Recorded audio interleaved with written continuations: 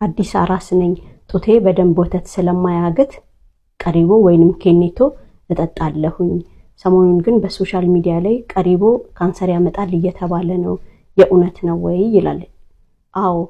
ኬኔቶ ካንሰር ያመጣል ግን እንዴት ገብሱ በሚቆላበት ሰዓት በጣም አሳረን ምን ቆላው ከሆነ ወይንም የሙቀት መጠኑ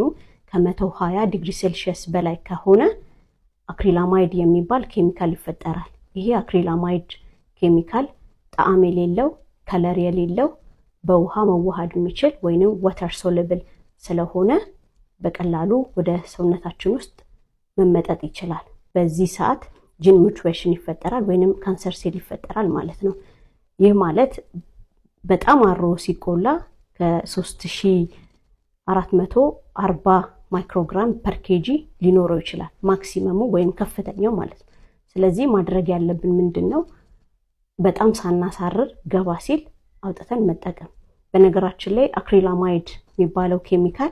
ብዙ ካርቦሃይድሬት ምግቦች ወይንም ስታርች የሚባሉ ምግቦች ላይ